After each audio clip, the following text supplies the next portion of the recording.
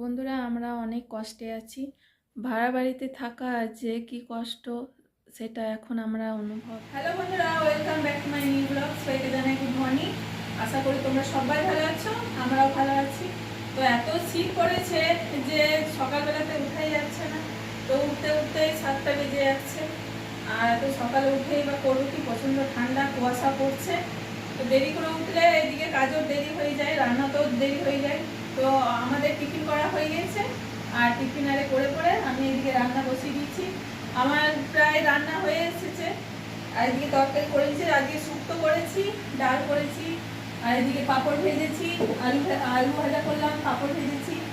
প্রায় আমার রান্না কমপ্লিট হয়ে এসেছে। তো আমি রান্নাটা কমপ্লিট করে নিই। আর আজকে আমি সিম ভাপা করব।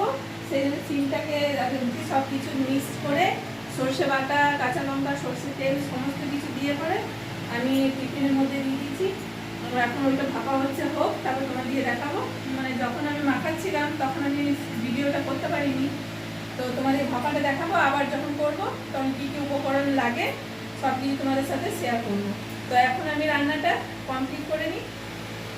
দুপুরের খাওয়া দাওয়া আমাদের কমপ্লিট হয়ে গেছে। আর এদিকে বাসন টাসন ধুয়ে আমি বসে আছি, একটু প্রচণ্ড ঠান্ডা লাগছে। এখন প্রায় 4:30, 4:45 বাজতে যায়। আমি একটু কেন্দ্রে যাব, আজকে একজনের জন্মদিন। সেই জন্মদিনের উপলক্ষে কেন্দ্রে একটু অনুষ্ঠান হবে, ছোটোখাটো খাওয়া দাওয়া হবে। তো সব কিছু তোমাদের সাথে শেয়ার করব। হ্যাঁ, তোমরা দেখবে। আমি একটু পরেই বেরোবো, 5টার সময়, 5:10-15 বেরোবো।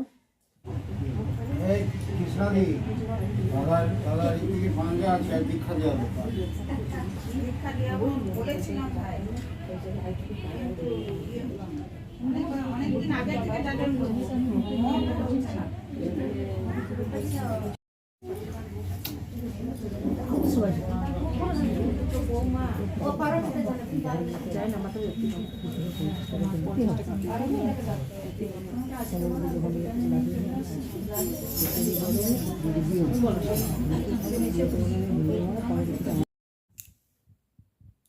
তো বন্ধুরা, আমি একটু সৎসঙ্গে গিয়েছিলাম। তো সৎসঙ্গে আমি অনেকক্ষণ আগেই চলে এসেছি। আর অনেক ঠান্ডা, তো ওই জন্য আমি এসে পরে চুপচাপ বসে আছি। আর অন্বেষা মনীষা ওরা পড়তে গেছিলো, ওরাও এই কিছুক্ষণ আগে এলো। তাই যে রান্না টান্না সব আছে, আর সব তরকারি সব গরম করব। রাতের খাবার আর কোনো কিছু করব না। তো এখন আমরা ঘর চেঞ্জ করব, সে একটা টেনশন লাগছে। এত এত জিনিস আছে, কি করে নিয়ে যাব। আবার বইতে বইতে অনেক টাইমও লাগে, আবার অন্য জায়গায় যেয়ে পড়ে আবার সেখানেও সে ঘর গুছাও, মানে অনেক ঝামেলার এটা। তো কিছু করার নেই, এরকম করেই আমাদেরকে চলতে হবে। কেন নিজস্ব যদি ঘর থাকে তাহলে তো এইসব সমস্যাই হয় না।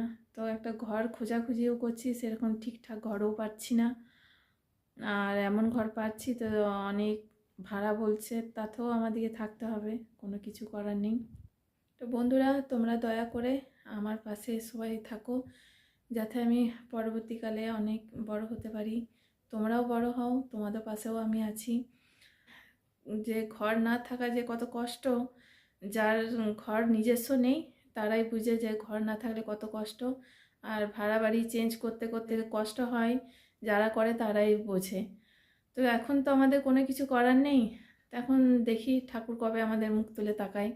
ঠাকুরের উপরে বিশ্বাস করে আর ভরসা করে এখনও অবধি আছি। শ্রীকৃষ্ণ ঠাকুর ভগবান কখন যে আমাদের মুখ তুলে তাকাবে, কবে যে আমাদের একটা নিজস্ব ঘর হবে, যেখানে আমরা একটু মাথা গোঁজার ঠাঁই মানে করে পড়ে থাকতে পারবো। নাইলে এত আমাদের অসুবিধা হচ্ছে, কাকে বুঝাবো নিজের অসুবিধা। আমার অসুবিধাটা হয়তো তোমরা বুঝতে পারছো। তো দয়া করে বন্ধুরা সাবস্ক্রাইব করে আমার পাশে থেকো, আনসাবস্ক্রাইব করে দিও না।